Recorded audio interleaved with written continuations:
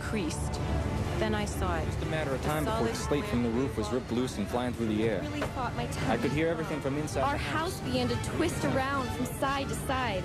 I said the only thing to do now is to pray.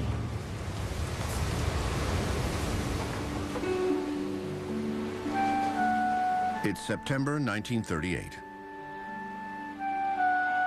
President Franklin Delano Roosevelt struggles to pull America out of the Depression.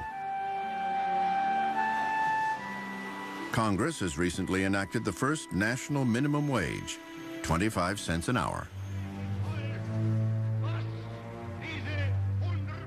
World attention is focused on Nazi Germany's growing domination of Europe.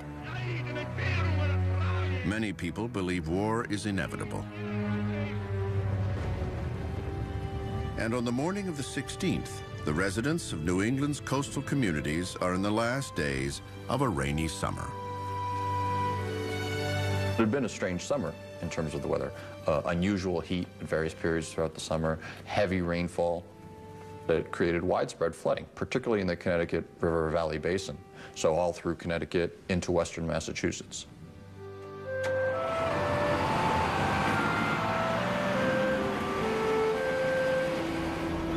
In Jamestown, Rhode Island, Norm Caswell fires up his school bus for the morning run into town.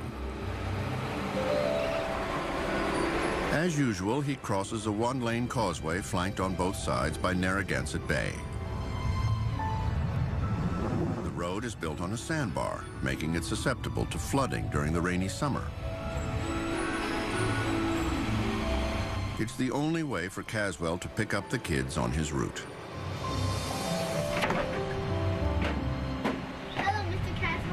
His passengers are a microcosm of the community. The sons of a Greek fisherman, the children of the town lighthouse keeper, and 3 daughters and 1 son of Portuguese farmer Joseph Matos. Good morning, Mr. Caswell. Morning, Teresa. Hey, Joe. Morning, Mr. Caswell. Over the years, Caswell has watched the children grow up. He was very friendly with the kids and protective. So you get very attached to the kids, and you know their families, and you know you go that extra mile. 70 miles away in Fenwick, Connecticut, actress Katharine Hepburn is nursing a troubled career and a failing romance.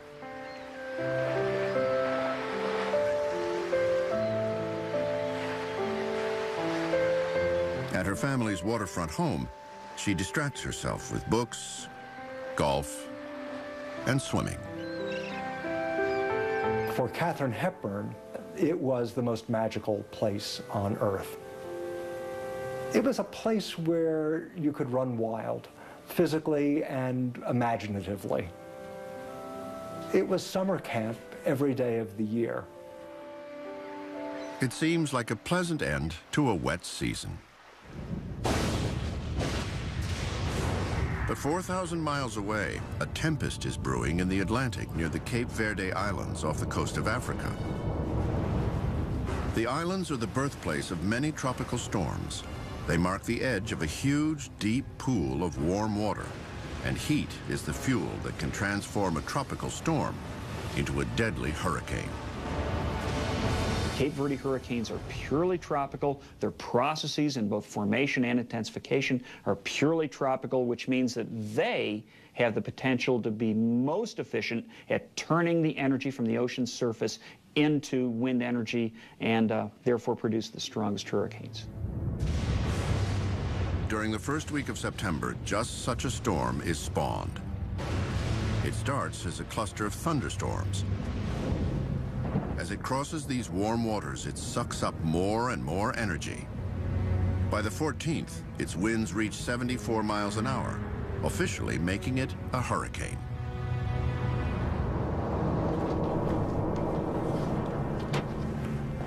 On the morning of September 16th, Weather Bureau Director Grady Norton and his assistant Gordon Dunn arrive at their offices in Jacksonville, Florida. Take the day off? Yeah, I was thinking about it. About time. Oh, too busy. Many consider Norton one of the best forecasters in the country. The 23-year veteran of the Bureau often relies on his gut feelings over analytical methods. On the other hand, Gordon Dunn has a much more methodical approach to weather prediction. He is a rising star in the field of meteorology. Probably often they didn't agree, but certainly together those strengths made for a very, very effective hurricane forecast team.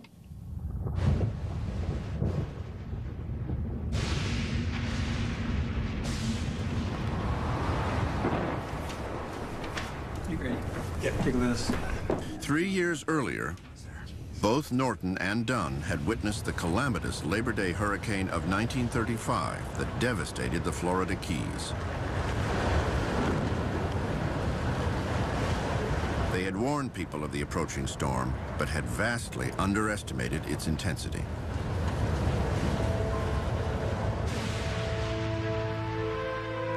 It killed more than 400 people. It made Norton and Dunn that much more determined to make sure that that was not going to happen again in their area, and it was not going to happen on their watch. This day, their attention is focused on reports of the powerful new storm spawned near the Cape Verde Islands. But their information is limited. I think we need to keep an eye on this one. Their key tool is the barometer, coupled with close observation of wind and waves. The Weather Bureau, as of 1938, was still essentially using equipment that had existed almost for centuries. It wouldn't be until the next generation that the Weather Bureau really developed the modern equipment of meteorology, such things as radar, the use of jet planes. Most observational data still come from the thousands of military and commercial ships at sea, but delivery of information is slow. It took hours for reports to make it to an office where they could physically hand plot the map and then do their own analyses. So it was sort of like running in slow motion. What speed? On September 16th, Grady Norton picks up a ship-to-shore message that describes pounding seas northeast of Puerto Rico. Made its way almost unseen, and if it weren't for ship reports at that time, we likely would have had a hard time assessing that there even was a hurricane of that magnitude sitting out there. Norton and Dunn fear a replay of the tragic 1935 hurricane. A tropical disturbance of dangerous proportions is gathering in the Caribbean. Traveling at 20 The next morning, Norton broadcasts a storm warning for Miami and the rest of the state. Tuesday morning. Every precaution. People in Florida knew what hurricanes were, knew what to expect. The Red Cross was available. There were reserves of telephone workers and reserves of cleanup workers ready to go.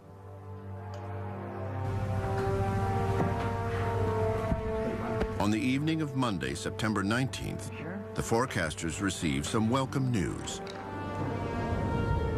The storm will miss Florida and turn north, pushed by a convergence of fronts moving up the east coast. By the following morning, the two forecasters have spent nearly 100 straight hours tracking the storm. At 9:30 a.m., Grady Norton issues an alert. All vessels from the Virginia Capes to Charleston, South Carolina should stay in harbor. I repeat, all vessels in path at all. But this warning comes at a price. Should remain in harbor. The ships at sea, they were the information gatherers. So when they were called into port, you lost your source of information there to make forecast and to make intelligent reports. The storm is moving to the north. Looks like miss our coast entirely. Norton and Dunn expect that the hurricane will die as it heads north and hits the cool waters off the northeast coast.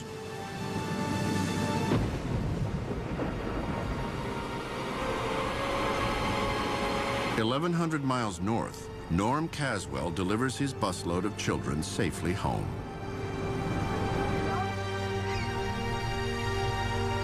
Katharine Hepburn relaxes at the summer retreat she has known for 25 years. But these familiar shores will soon become unrecognizable.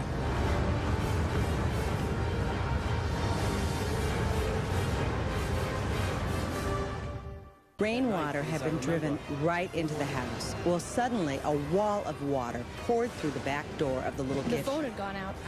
We were so scared we couldn't breathe.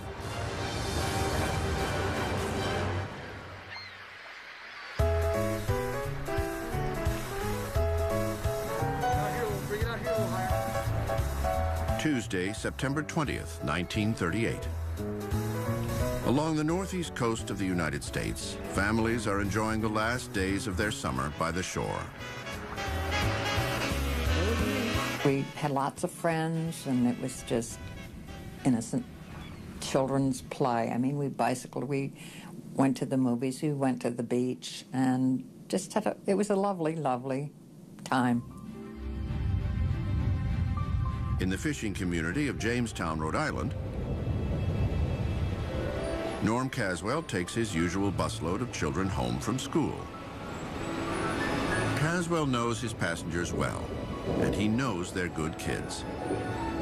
Though he does have to keep an eye on Clayton Chellis, the lighthouse keeper's 11-year-old son. Clayton Chellis? He was a rounder. He was, if there's something to get into, he got into it. And he could swim like a seal in the water. One of Clayton's favorite swimming spots is among the jagged rocks surrounding the Beaver Tail Lighthouse where his family lives. But in this weather, Clayton's swim will have to wait for another day.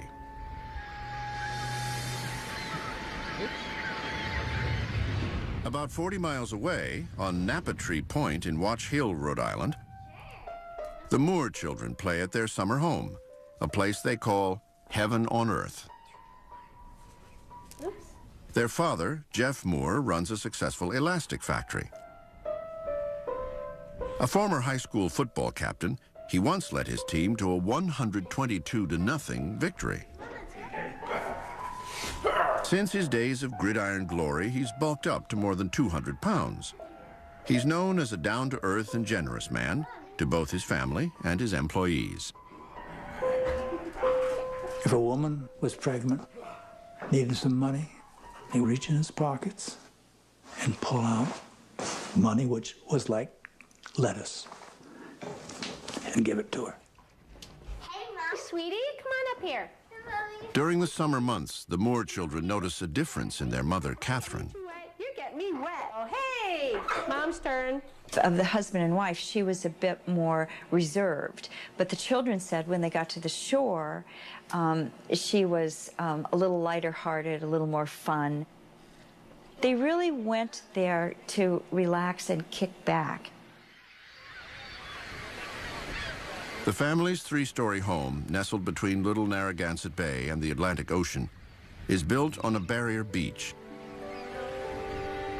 The barrier beaches are a ribbon of sand that juts right out along the seashore, and behind them is the pond or waterway. It's wonderful living, but they're very, very vulnerable in a storm.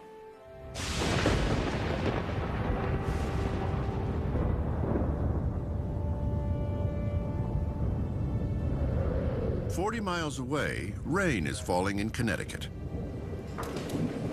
That evening, actress Katharine Hepburn is relaxing in front of the fireplace at her family home in Fenwick. She ponders her tumultuous relationship with movie mogul Howard Hughes, who has recently proposed to her. At that point, Hepburn did not want to marry Hughes. And I think it was mostly because her career was in such a terrible place at that point. And I think it was very important to her to remain independent and to bring herself back. For her comeback, she mulls over whether to lobby for the role of Scarlett O'Hara or to star in a new play a friend is writing for her. It was the story of a young woman who had divorced her husband and was about to marry another man. And it was what happens during the weekend of that particular wedding. It was, of course, the Philadelphia story. Unbeknownst to Hepburn and millions of others on the Northeast coast, they are in the crosshairs of a violent hurricane. A tropical disturbance of dangerous proportions. Just one day earlier, meteorologists Grady Norton and Gordon Dunn predicted it was going to hit 1,400 miles south in Miami. They now assume the hurricane will follow a familiar pattern and disintegrate once it hits the cool waters off New England. By 9 p.m., the hurricane is lurking somewhere southeast of Cape Hatteras, North Carolina. But instead of dying off, it's growing more powerful due to a rare convergence. When hurricanes get this far north and they begin to interact with a cold front, well, that front represents temperature contrast. So when you put the two together, Mother Nature is trying to get that hurricane to be more like a winter-like system.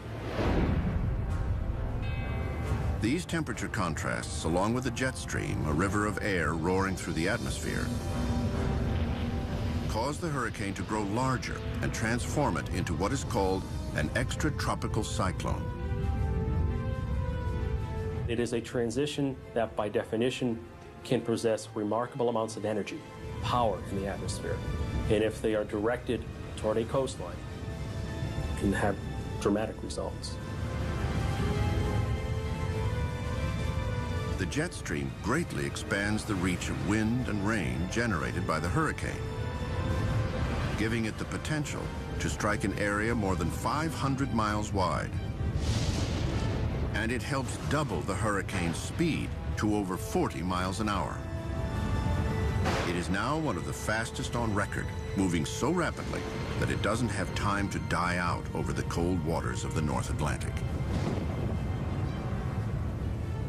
All vessels in path and all small craft from the Virginia Cape. But Weather Service warnings have cautioned most ships to evacuate the area. And without the sailors' first-hand reports, government meteorologists are unaware that the gigantic storm is racing toward the millions of people who live in the Northeast.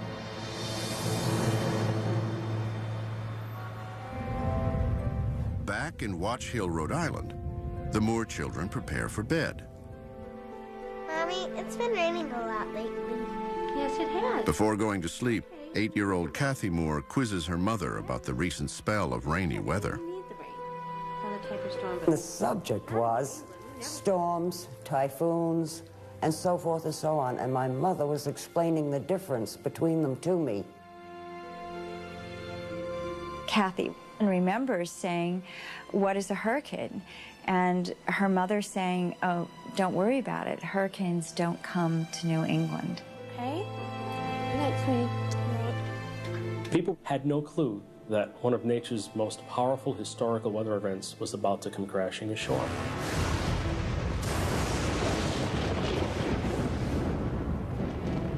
Even veteran forecasters at the Washington, D.C. Weather Bureau are certain that the hurricane will never make landfall.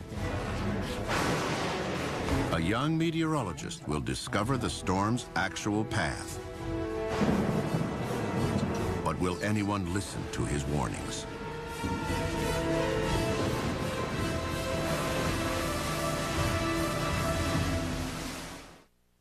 Levees. They could and screeched and we were defenseless. The houses were swept up river in splinters to the Morton farm. I saw our garage lifted up and dropped into the bay. I had to hold on with both hands against the force of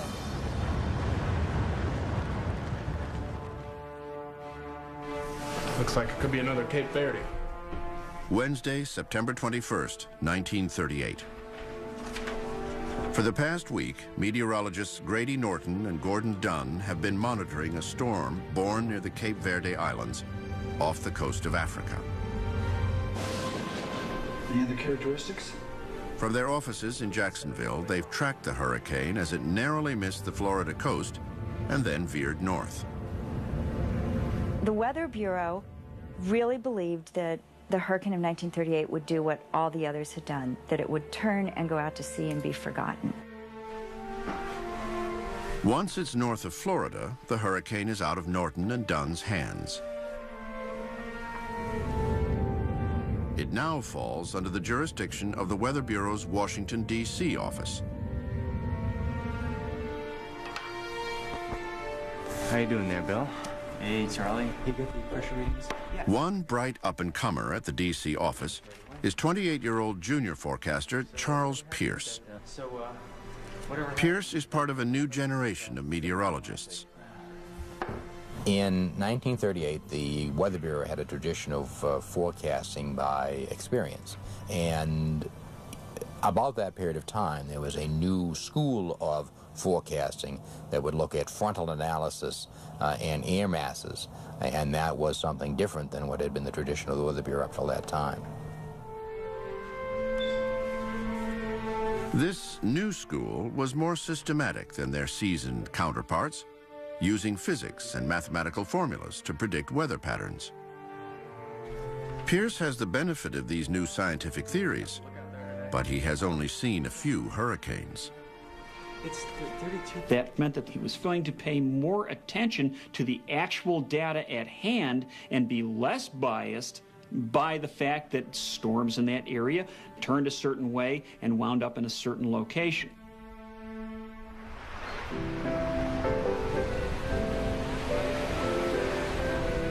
On the morning of September 21st, people up and down the northeast coast enjoy one of the last days of summer. West Hampton Beach, Long Island. When are the kids coming over? The Green family has spent the summer relaxing in their beachfront home. Tot Green's husband is at work in New York City. Hi there. Well, how are you, Margaret and Otis and Patricia? Come on in. It had been raining off and on for days. To keep her son and daughter occupied, Tot organizes an end-of-summer gathering. Well, I figure miserable, so I figured if they all got... Mrs. Green said that the kids were bored because it had been raining an awful lot. So she just makeshifted this party to keep them occupied because they couldn't go out. Across Long Island Sound in Fenwick, Connecticut, Katharine Hepburn decides to get in 9 holes of golf on the local course. And by the time she tees off on the final hole, she's having the game of her life. She, whacked the ball, and they couldn't find it, where it had gone. And anyway, they went looking, and there in the hole, Katharine Hepburn had hit a hole-in-one that day.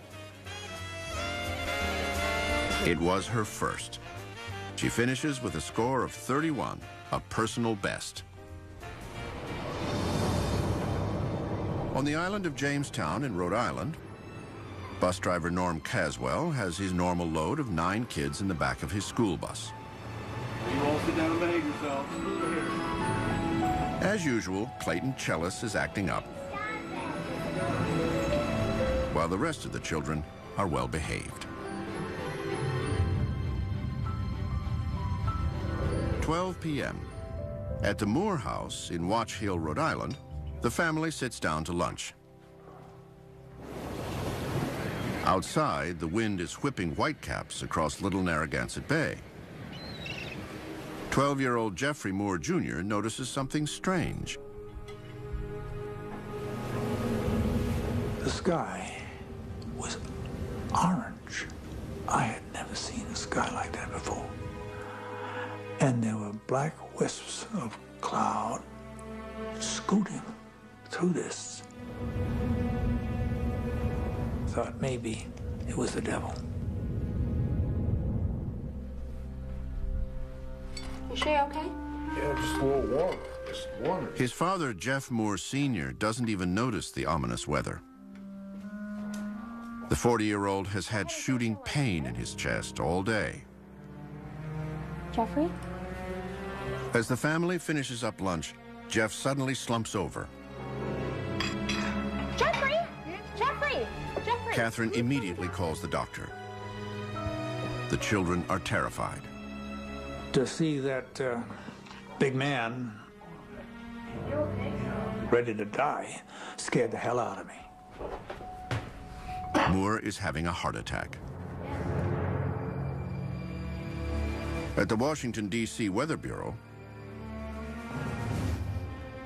Charles Pierce has been spending the morning meticulously poring over barometric maps and temperature data. He's tracking the hurricane that had skirted Florida the day before. The most recent reports place it nearly 150 miles out to sea and have downgraded the storm to a tropical disturbance.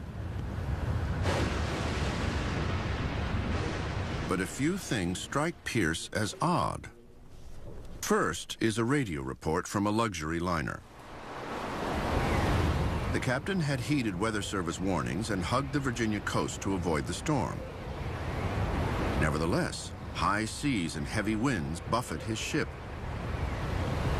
When this ship report came in, this should have been a key which told the Washington forecasters that the storm is much farther to the west.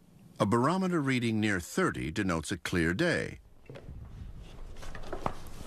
Anything under 29 is an indication of a powerful storm. Just had a report from a ship called the Corinthia. The ship reports a barometric reading of 27.85 inches, a near record low for the North Atlantic. Another troubling sign. Pierce notices that a typically stable mass of high pressure off Bermuda in the western Atlantic is in an unusual position. It was farther north than normal and a little bit farther to the west, which meant that the storm was allowed to turn north but could never make that northeastern turn back out into the ocean. Finally, Pierce notes that another high-pressure zone is hovering over the Allegheny Mountains. Pierce believes this confluence of factors is a recipe for disaster. The two high-pressure zones are blocking the storm on both sides, forcing it to head closer and closer to land.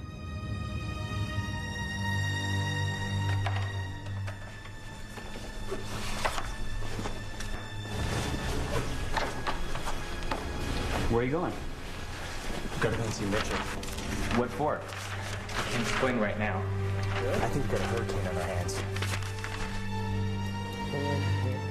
He wants to tell his superiors they're wrong about the storm's path. At noon, he informs senior forecasters that it's barreling towards the northeast coast.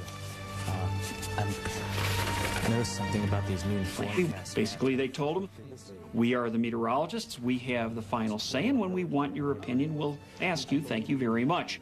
And proceeded to ignore his comments. Sir, if the winds are out Do of you the south realize here, how many they years must of be out the experience south. you are standing between here? The veteran forecasters have seen dozens of these storms and know their patterns. They were following conventional wisdom, that hurricanes, as they travel north, get pushed out to sea by the prevailing westerly winds. They think of him as the young upstart, and they see his prediction as bold and foolish. And the wind speeds along the... Please leave.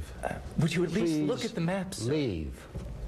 Tell me you'll at least... In the 2 p.m. advisory out of the D.C. office, there is no mention of the word hurricane.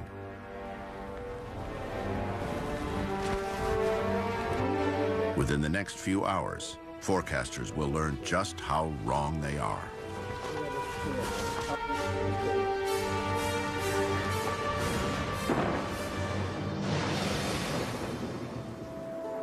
Back in Watch Hill, Rhode Island, as ocean waters begin to stir outside, Jeff Moore is in bed.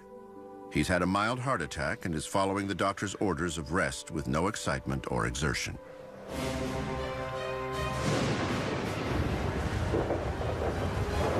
Within the hour, the Moore family and millions of people up and down the northeast coast will have nowhere to run.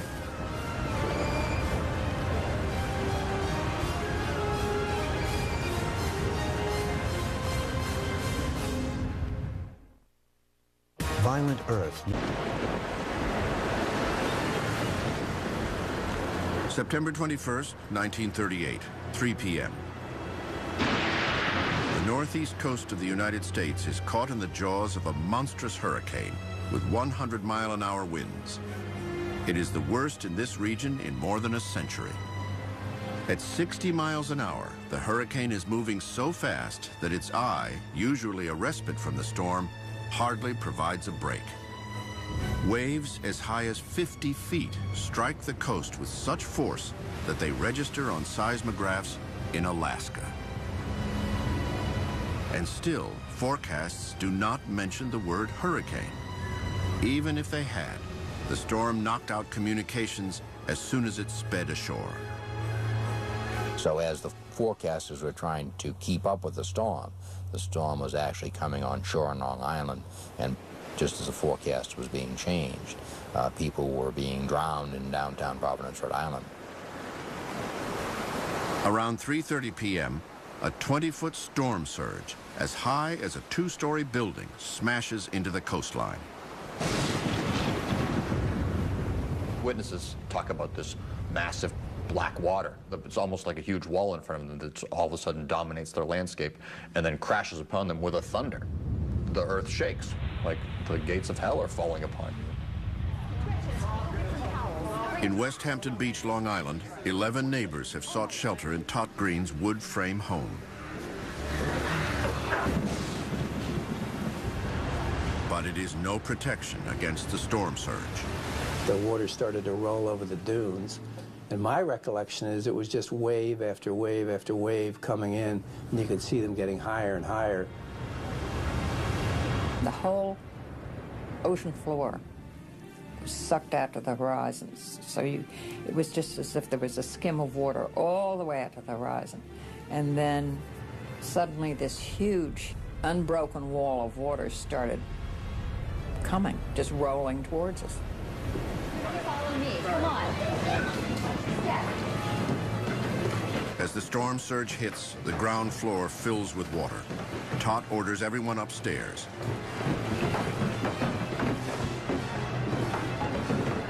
She only has a single life jacket. She must make a gut-wrenching decision. You've got your own children there, you want to protect them, but I think that you always feel a certain duty to protect the children that you've been entrusted with. Tot gives the life vest to the Bradley kids and suggests that Otis, the younger sibling, wear it. Ladies first. I said, no. I said, it's ladies first. I didn't deny him the lifesaver because I didn't like him. It's because I felt ladies first was just a credo that I'd been brought up with. Now the storm surge inundates the second floor. The water just kept coming and coming and coming, and we went up another flight to the attic. The next flight would have been to heaven. 40 miles away in Fenwick, Connecticut, relentless waves pound Katharine Hepburn's summer home. Under the fierce attack, windows shatter and the walls begin to crumble. Windows were imploding. Doors were swinging and falling off hinges. Katharine Hepburn had the fear of God running through her. Dick! Dick! One wing of the house literally came off and just disappeared. And at this point, those who were left in the house decided it's time to get out. The house is coming apart. We need to get out of here now. Hepburn, her mother, brother, a house guest, and the cook are all trapped.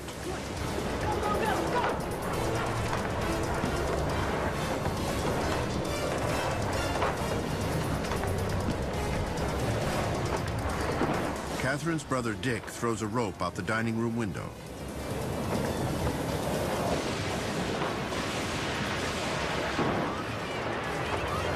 He and the 4 others climb down into the churning, knee-deep water.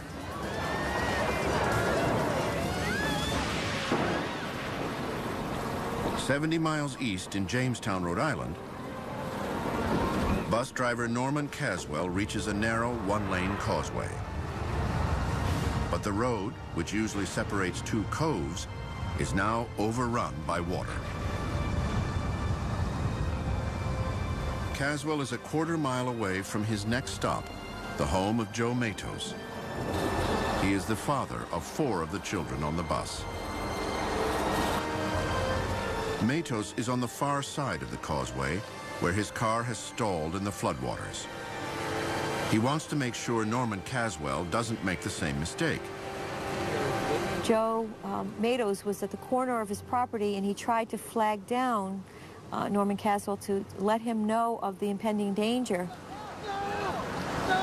He tried to flag him, but it was very foggy at that point. The surf was up, the wind was up. Through the blinding rain, Caswell creeps across the washed-out road. Halfway across the causeway, his bus stalls. You need to go sit down right now. He and the children are now surrounded by the swirling water. Fearing they will be swept away, Caswell decides the children will be safer if they leave the bus and head for the Matos house on foot.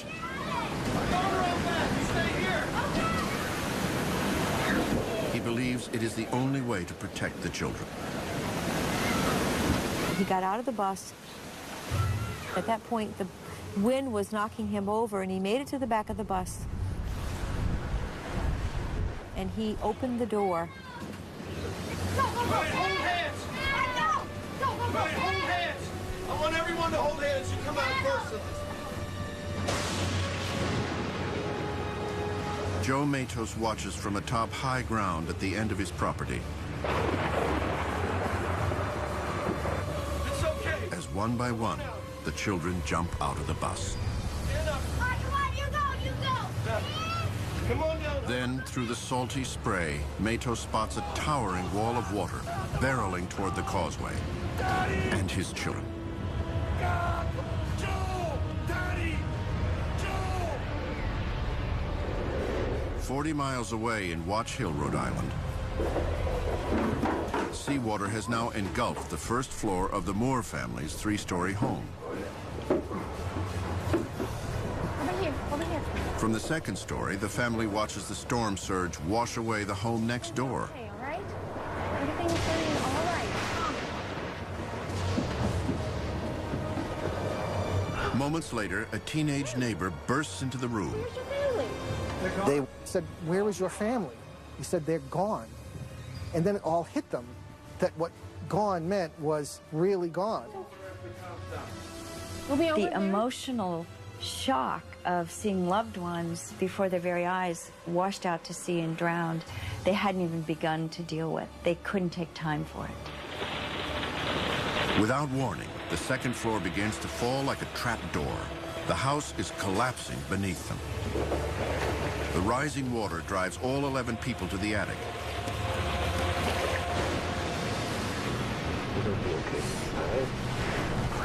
Oh my God.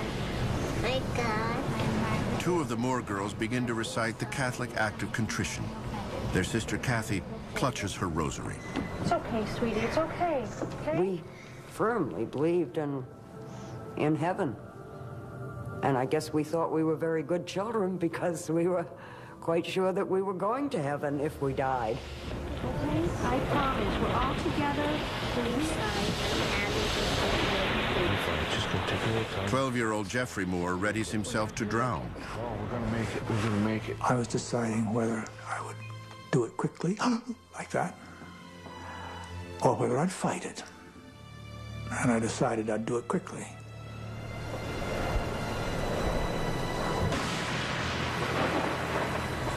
His father, Jeff, says goodbye to his wife of 13 years. It was basically this is the end and I love you moment. But Catherine would not go there. She would not take that step. She was not quite willing to give it all up. You need to be strong. You need to be with us, all of us. Suddenly, water rises to the floor and a fierce blast of wind rips a section of the attic away from the house. The house breaks apart before their very eyes. It's almost biblical. The floor becomes a raft.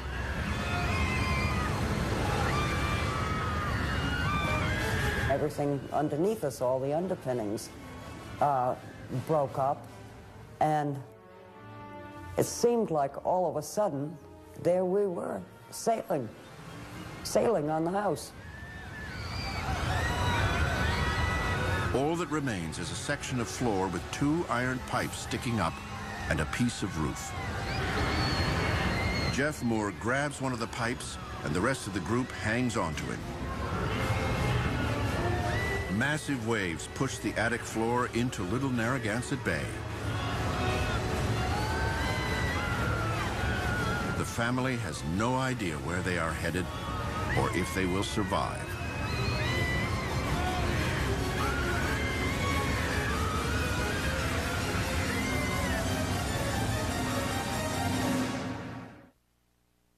It ended the reign of the Vikings.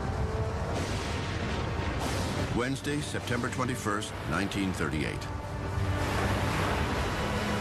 A rampaging hurricane with 100-mile-an-hour winds is tearing up the Atlantic Ocean toward the New England coast. The hurricane's raging speed combines with its sustained winds to increase its deadly power. If you've got a storm with highest winds of 100 miles an hour and it's moving at 50 miles an hour, well, then you have the additive effect of almost a 150-mile-an-hour hurricane. Around 2 p.m., the hurricane grazes the coast of New Jersey. Sea spray careens over the steel pier in Atlantic City. And enormous waves shred the famous boardwalks along the Jersey shore.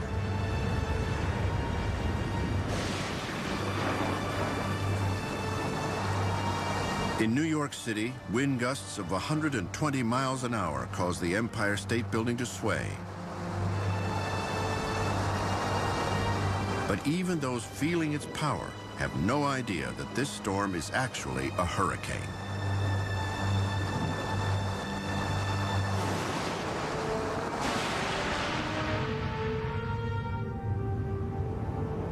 Storm clouds gather in Fenwick, Connecticut. Unaware of the danger, Katharine Hepburn takes to the water for her daily swim. The tide was really stiff, and she said, gee, you know, I mean, the tide is really controlling me here. And she thought, this is very challenging. This is wonderful.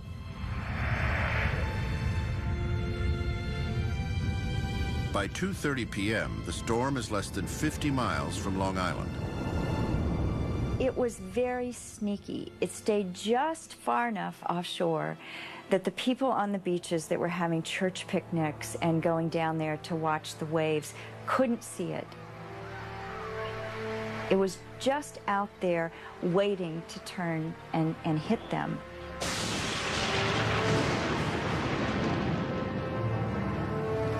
Back in Fenwick, Connecticut, Katharine Hepburn swims in turbulent waters. The tides were really getting a little more fierce. The wind was actually beginning to blow sand. It dawned on her, maybe this is not just another storm, that this is something extraordinary.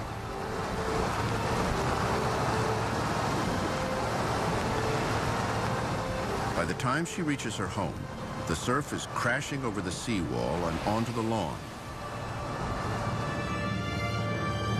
Waves near the family home are nothing compared to what is brewing just offshore.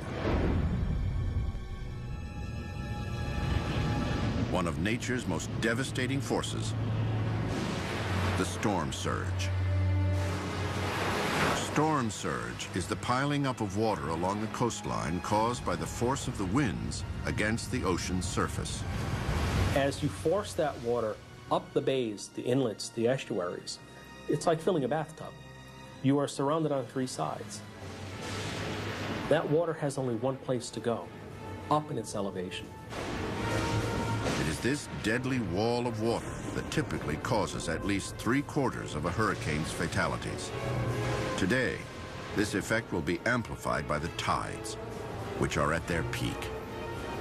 September 21st represents the fall equinox. That is a time when we expect high astronomical tides. Atop that, we had a full moon. We know that full moons provide a little extra energy. We have higher tides associated with our full moons. You couldn't have had it set up any worse. In West Hampton Beach, Long Island, 5 children enjoy an end-of-summer party at the Green family home while rain pours outside. 8-year-old Margaret Bradley and her 6-year-old brother Otis are fascinated by the stormy weather. Pretty soon after we arrived there, the wind started blowing, and parts of the house started blowing off, and that was very interesting. And we were all aware that something was happening, but we weren't sure what. Well, the weather's getting pretty bad. I think we better call your parents to have them come pick you up, don't you think? With conditions becoming dangerous, Tot Green tries to contact the children's parents. The phone is dead. Hello. Uh-oh. Then the lights go out.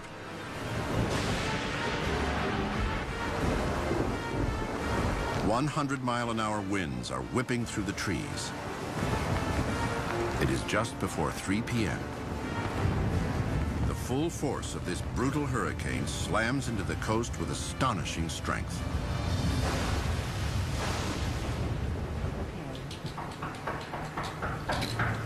There's a knock on the Greens' front door. Who's here? 11 neighbors stand shivering on the porch. Oh, my God. They came from other houses because the greenhouse was a larger one. There were a lot of beach cottages that were only 1 story or didn't have an attic, and their house looks sturdier.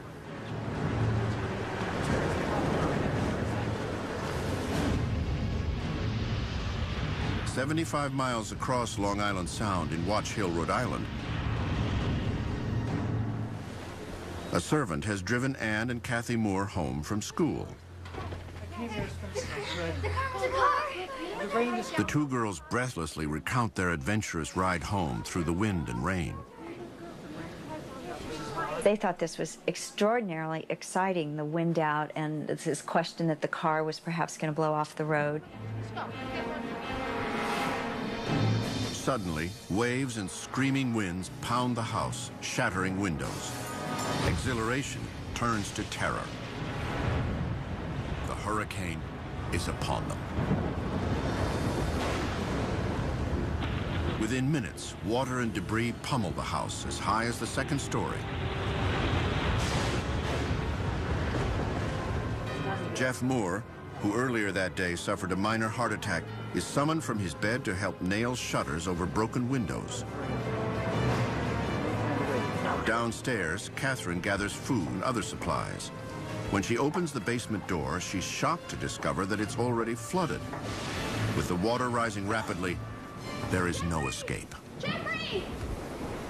That is when the moments of stark terror came, because they could see what the water could do. There was no ready exit, and you knew in that situation that this was going to be a matter of sheer survival.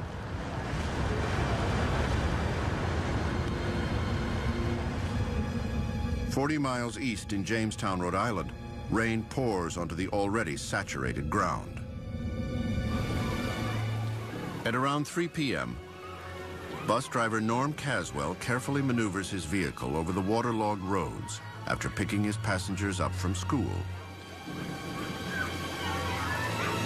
He notices that one of the children, 16-year-old Bill Chellis, is absent. He was downtown and he was waiting for the bus to pick him up, to bring him back up to the lighthouse. And some friends went by in a car and said, "Hey, Bill, want to go up to the lighthouse? We're going to go up and look at the sea. There's big waves up there." I said, "Sure." With 8 children on board, Caswell heads out in the high winds and driving rain. The bus will be their only protection against a 20-foot wall of water that will ravage cities, homes, and families.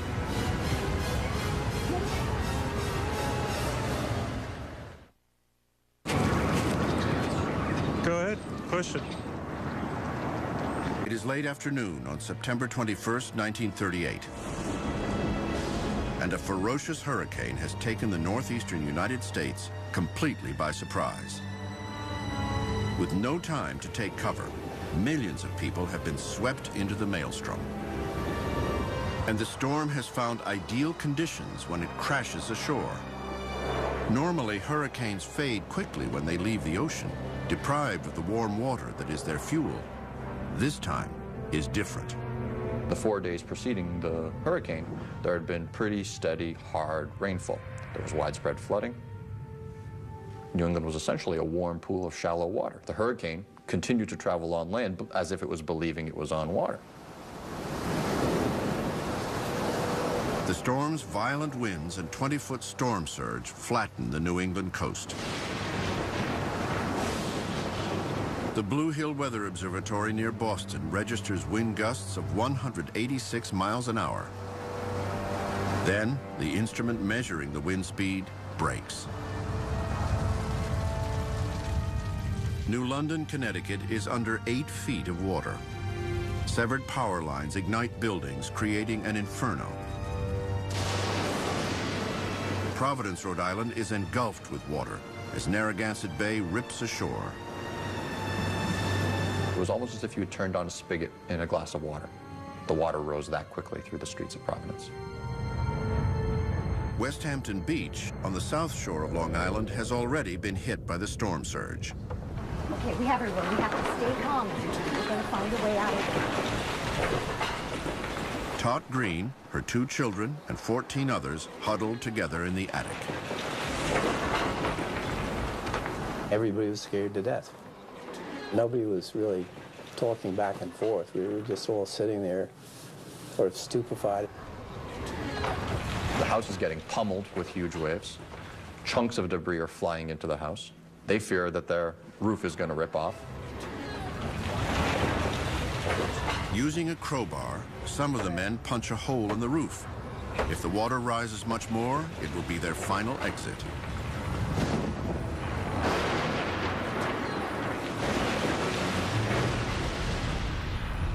Off the coast of Napatree Point in Watch Hill, Rhode Island, the Moore family and their servants cling to a makeshift raft consisting of their attic floor. And we were just one tight little circle of people holding on to each other with tremendous, life-threatening waves. There were just waves crashing over us. And that went on for quite a while. We weren't sure where we were floating, and we were so disoriented. We thought we'd be out in the middle of the ocean, and sure enough, the raft would break up and sink. Catherine Moore remains calm and collected for the sake of her children. She creates a strategy to keep them from swallowing water as waves wash over the raft.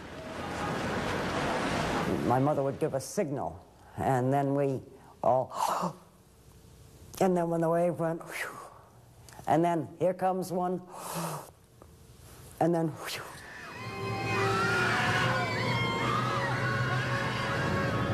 In Jamestown, Rhode Island, Norm Caswell's school bus has stalled on a narrow causeway.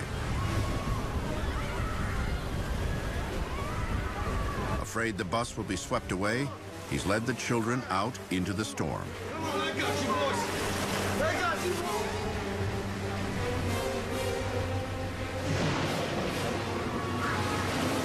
6 young passengers hold hands, creating a human chain as they struggle through the water.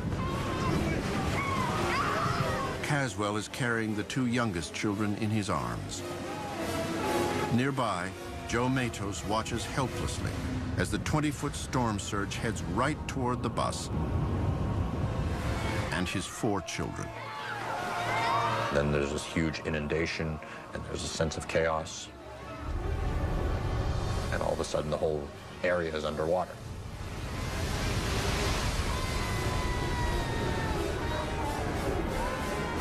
The human chain breaks in the middle, probably among the weakest of the children, and it washes the children away. The water was knocking the bus into the waterway on the other side. The screaming that was going on, children grabbing for one another, grabbing for anything. A horror unimaginable for these children.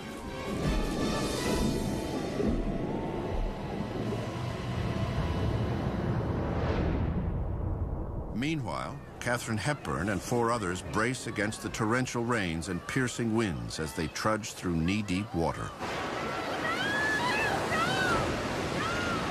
They are searching for higher ground after barely escaping from the family's crumbling summer home. They literally watched their house come off of the piles and just float down a brook that basically connected a little lagoon on one side of the Hepburn house to Long Island Sound on the other. For Katharine Hepburn, the house sort of represented the family history. And to watch the house be destroyed was in many ways to watch that history get wiped away.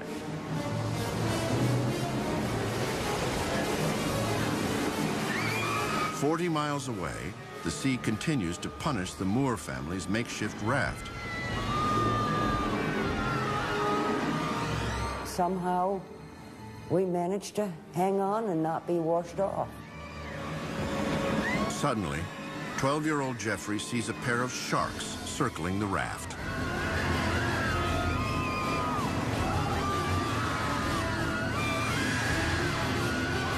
The sharks were hammerheads. I had seen them with a tuna, and they take a tuna in one bite. And I didn't want to be in the water with those babies. Strangers in an unfamiliar sea, the Moores are at the mercy of the storm. Up and down the North Atlantic shore, millions of people are feeling the same shock and confusion as the hurricane roars on. Levees. 1938. A hurricane is slamming into New England and Long Island. With wind speeds over 120 miles an hour and a mammoth storm surge, it's what would later be characterized as a Category 3 storm. In Jamestown, Rhode Island, Joseph Matos watches in horror as the violent surge pushes his children into the churning waters. He is at the edge of his property, looking down on the bus his children have fled. But he is completely helpless. He just couldn't get there, and you know, I'm sure he was yelling in the wind, but you couldn't hear it. And another wave came. It's unclear exactly what's happening.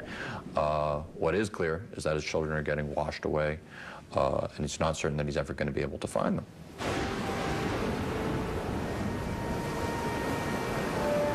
The fast-moving storm strikes cities and towns up and down the New England coastline. Homes are washed out to sea, streets obliterated by wreckage, hundreds killed.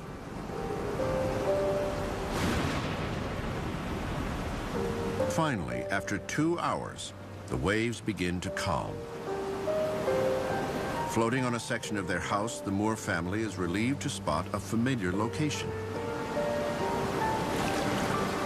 In the distance, the Moores recognize a small piece of land called Barn Island.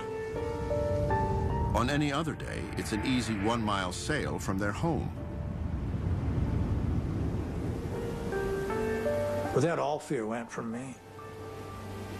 The next thing was how are we going to land, if we could. Maybe we might have to swim for it. We didn't know. The raft gets close enough to the island for the passengers to walk to shore.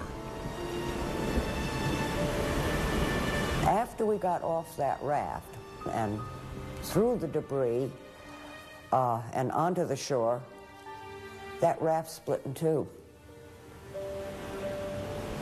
And you think, oh my, God was with us, or someone, some higher power was with us, because that could have happened in the middle of the bay. The worst part of the hurricane is now over, but winds are still strong. They were soaked to the skin, they were freezing cold, and they realized they were going to have to spend the night there. They had no idea that the hurricane had been so destructive along the entire coast. They thought it was just their area. Barefoot, the Moors and their servants trek through jagged debris and briars in search of shelter. They finally settle on some haystacks and fall asleep. It was a miracle that we were on that cluttered up, cold, windy island. I mean, it was a little bit of heaven that night.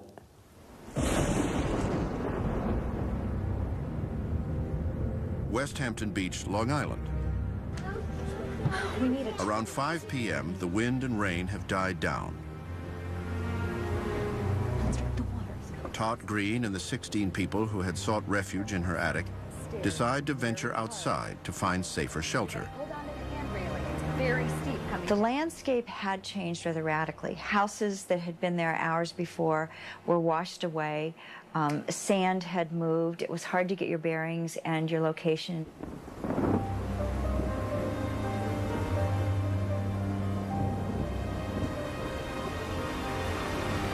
The men hoist the children onto their backs as the group walks through water thick with debris. Sopping wet and freezing cold, they head toward a stone house still standing down the road.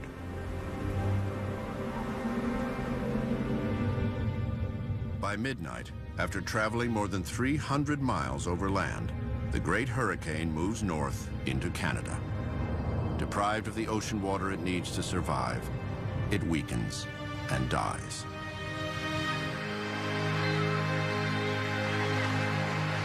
September 22nd, 1938.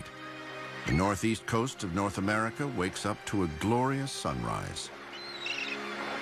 Ernest Hemingway wrote in The Old Man and the Sea something along the lines of, there's no more beautiful weather than in hurricane season when you're not having a hurricane.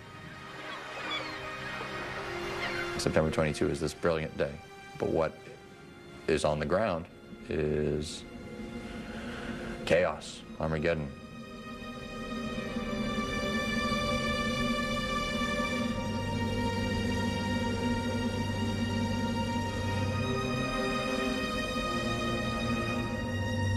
Some take advantage of the disorder by looting stores and robbing corpses. There's a sense of desperation that is based in the Depression. You know, the poverty is so deep and so enduring that perhaps many people see this brief window of opportunity to escape that poverty. States respond immediately by imposing martial law and dispatching the National Guard to handle the disorder. Some troops are issued shoot-to-kill orders to deal with looters.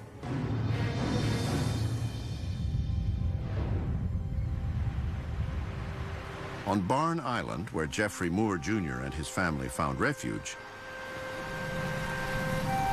they wake up from their haystack beds. I heard this putt, putt, putt, putt. I know what that was. That was a fishing boat. In the debris, young Jeffrey finds a mirror to signal the boat.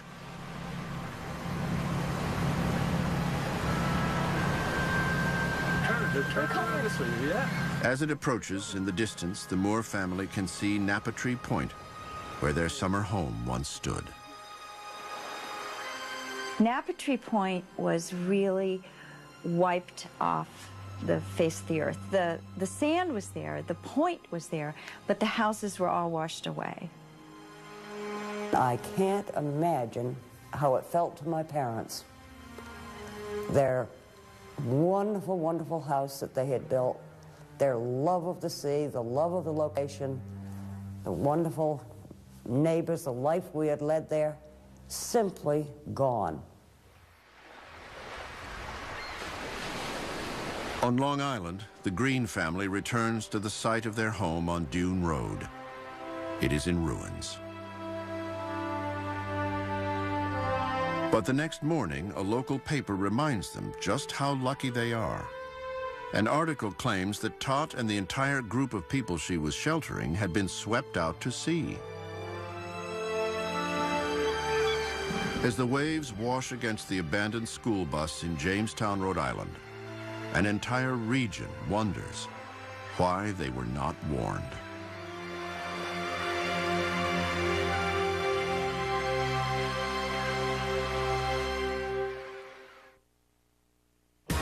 Violent Earth, New England's killer hurricane. September 22nd, 1938.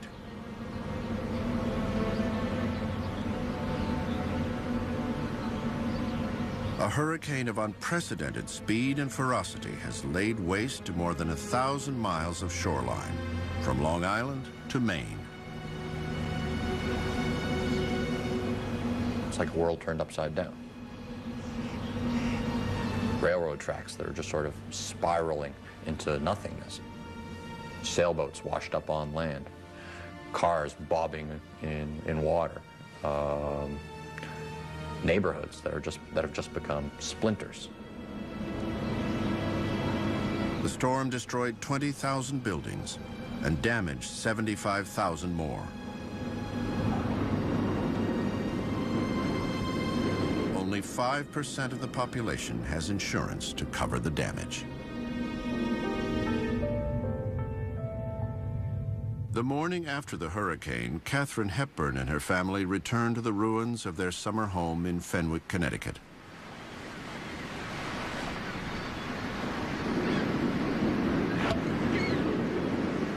There was just rubble and just debris everywhere. I mean, not even a sense beyond that a house once stood there. Always the actress, Hepburn poses for this photo in a bathtub. Katharine Hepburn was very much on with the show. Fine, you know, we've lost the house, we've got our lives, we've got our health, and fortunately we can rebuild the house. The people of Jamestown, Rhode Island face tragic news. Of the 8 children who were on board the town school bus the day before, 7 are dead. Only bus driver Norm Caswell and 11-year-old Clayton Chellis survived the hurricane. Clayton had been a strong swimmer, and he knew from swimming here at Beavertail that the best thing to do was not fight the water, but to swim with it, which is what he did. That morning, nearly everyone in town gathers around the empty bus, still partially submerged in muddy water. Because the island was so small and everyone knew everyone else, when people discovered that 7 children had died the day before, it was devastating, not just for the families, but for everybody on the island.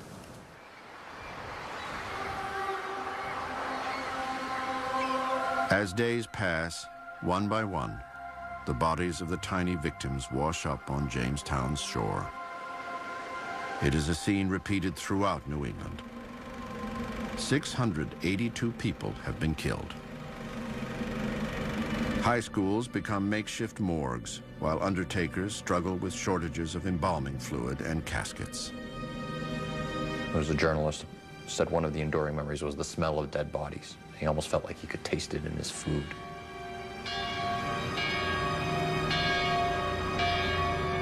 There were often triple funerals, and that was particularly the case with families. A mother would be buried with her small children if they had all drowned.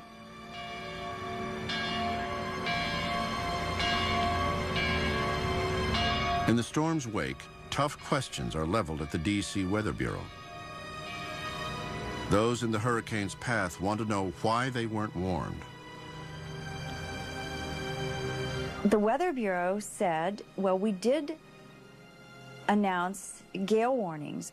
Gale warnings were discounted. Fishermen were accustomed to gale warnings. They thought that was just a big blow. You know, tie up your boats and close the boathouse. They didn't think that gale warning meant what was going to happen. If the winds are out of the south in Washington, they must be... Just 2 hours before the hurricane struck, forecaster Charles Pierce had accurately predicted its intensity and its deadly path. But more experienced meteorologists had overruled him. It's not clear if a last-minute warning would have made a difference. The storm swept away communication lines as it roared ashore.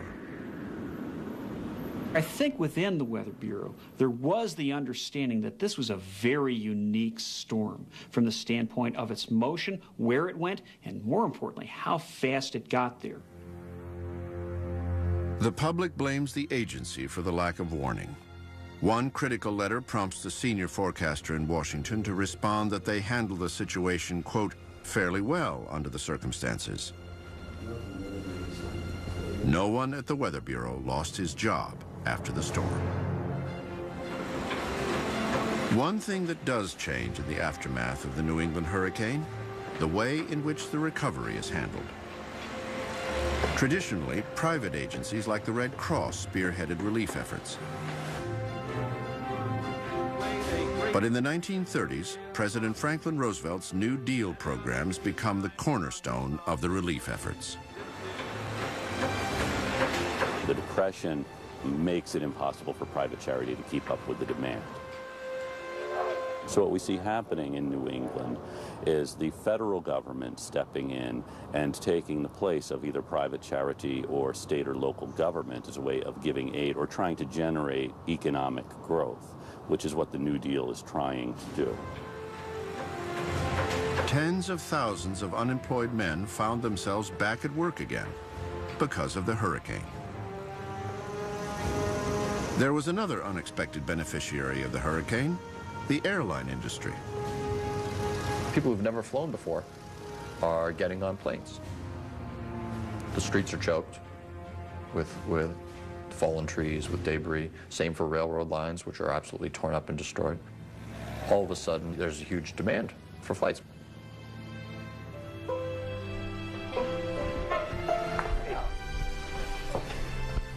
Jeff Moore, who rode out the storm with his family, cheated death twice by surviving a heart attack and the hurricane.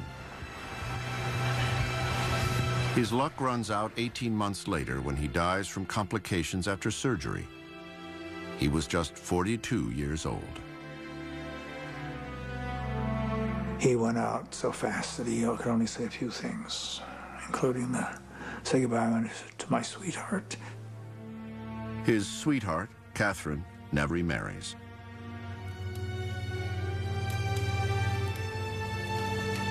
The only meteorologist to predict the storm's probable landfall in New England was Charles Pierce. He spends nearly 4 decades with the Weather Service until his retirement in 1973.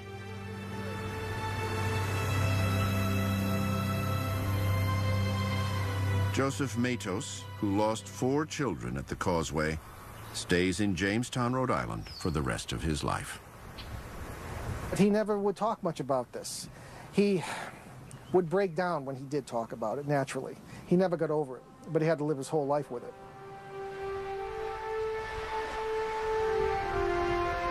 Clayton Chellis, who was able to swim to safety during the storm, follows his love of the sea by joining the Navy right out of high school.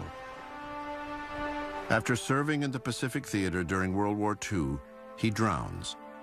He was 19 years old. Ironically, the one person who survived this bus tragedy, because of his swimming ability, ends up drowning. It's almost as if fate had written some kind of script, and it didn't get him the first time, but it did the second.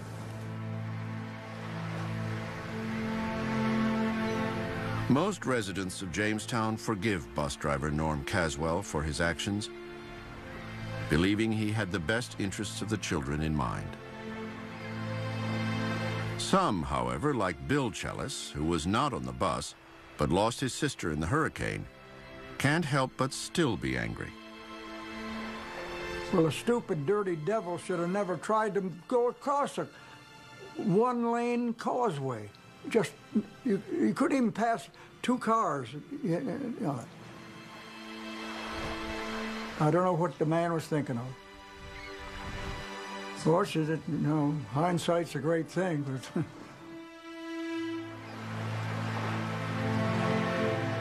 No one was harder on Caswell than himself. He became not the amiable chap people had remembered before the hurricane, but a morose type of fellow. Didn't want to talk to people. He just couldn't deal with it.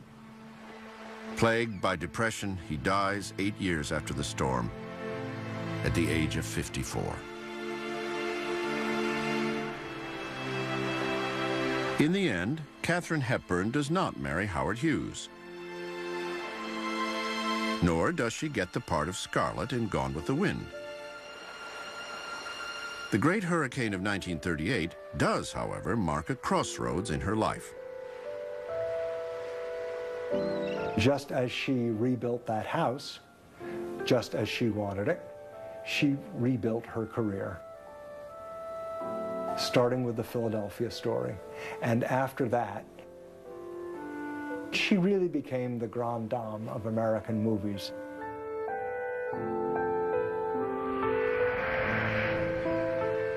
Her family home on the Connecticut shore remains Katharine Hepburn's refuge from the world for the rest of her life.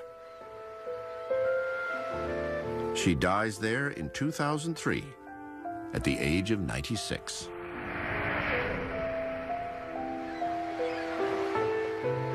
Today, meteorologists agree that another hurricane on par with the 1938 storm will likely strike the northeastern United States someday. The question is whether it will result in an equally large loss of life. Radar, developed during World War II and refined over the years, now allows meteorologists to track a storm with pinpoint accuracy. What they still cannot do is predict its behavior, what path it will take, and whether it will die out or grow to monstrous proportions. Intensity forecasting is probably the least efficient and the least known part of hurricane forecasting. So that meteorological nightmare is still out there, and if we're not careful to learn from what we've seen in the past, that kind of thing could be repeated along the United States coast in some shape or form. If anything, more people in the American Northeast may be in danger from a hurricane than ever before. Waterfronts and beaches that were empty in 1938 are now crowded with development. More and more people live in harm's way. And I think, wow, you know, what are you doing building houses? And it just, someday, something's going to happen. But there it is. People forget. We feel it hasn't happened in 2 generations, it can't happen now. So we have an inexperienced population. Is our infrastructure different? Sure. Have we matured as a society? Sure. But are we any less susceptible to the devastation? Absolutely not. Storms like this have a way of making all of the technology that people enjoy obsolete. And just when you think you have established the ideal world where you can do everything, a storm like this comes along and shows you how completely powerless you are in the face of nature. On their watch.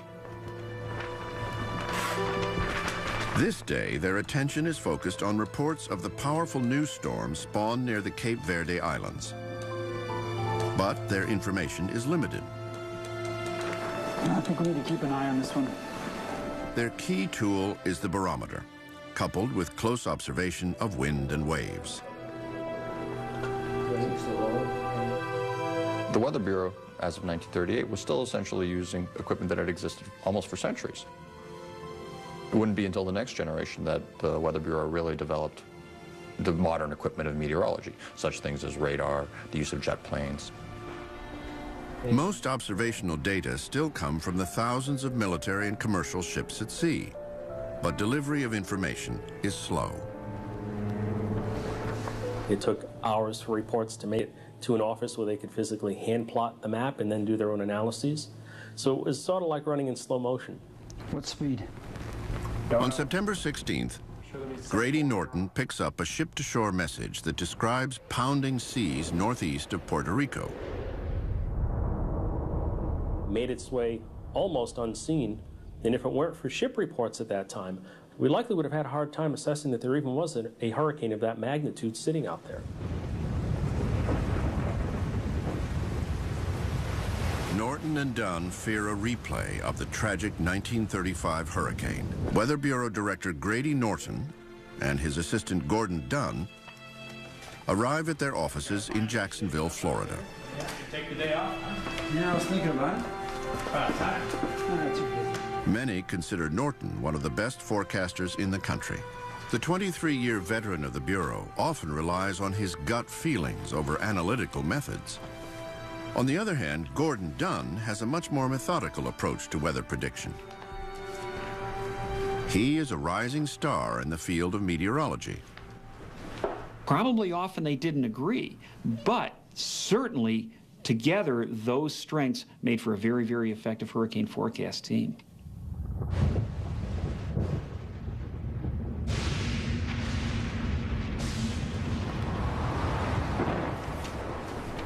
You're great. Yep, take this. 3 years earlier, both Norton and Dunn had witnessed the calamitous Labor Day hurricane of 1935 that devastated the Florida Keys. They had warned people of the approaching storm, but had vastly underestimated its intensity.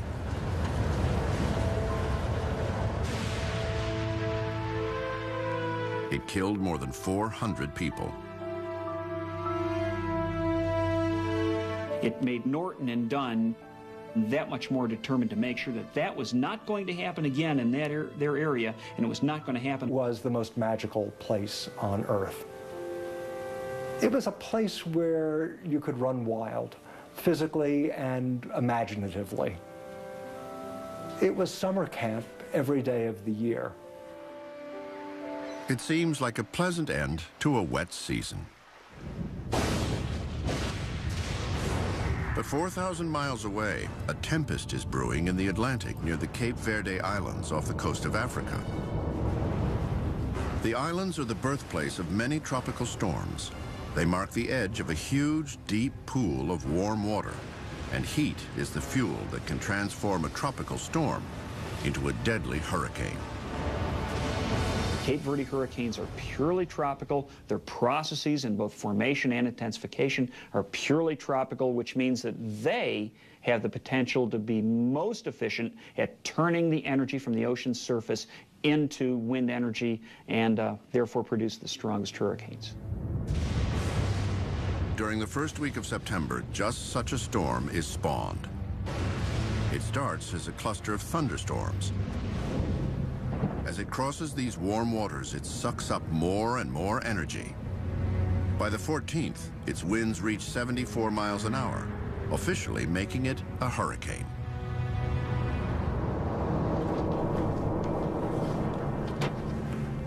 On the morning of September 16th,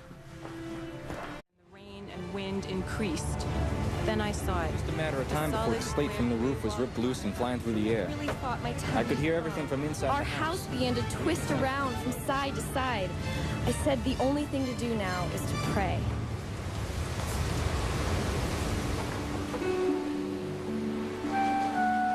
it's September 1938. President Franklin Delano Roosevelt struggles to pull America out of the Depression. Congress has recently enacted the first national minimum wage, 25 cents an hour.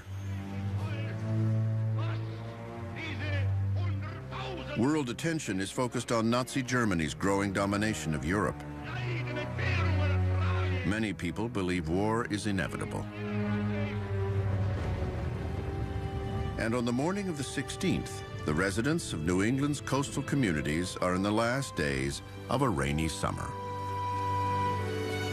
It had been a strange summer in terms of the weather.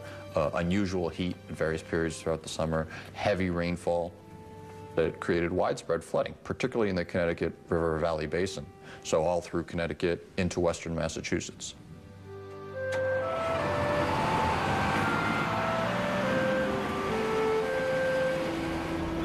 In Jamestown, Rhode Island, Norm Caswell fires up his school bus for the morning run into town.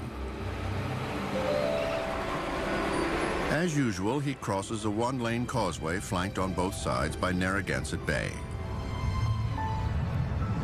The road is built on a sandbar, making it susceptible to flooding during the rainy summer. It's the only way for Caswell to pick up the kids on his route.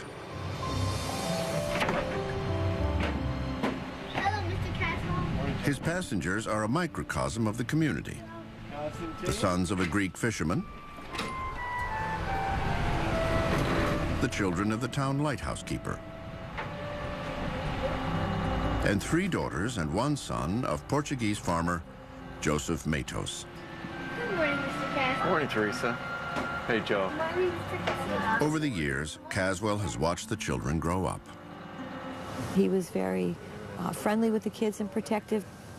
So you get very attached to the kids, and you know their families, and you know you go that extra mile. 70 miles away in Fenwick, Connecticut,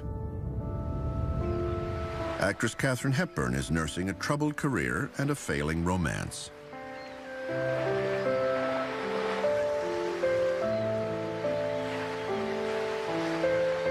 At her family's waterfront home, she distracts herself with books, golf, and swimming. For Katharine Hepburn, it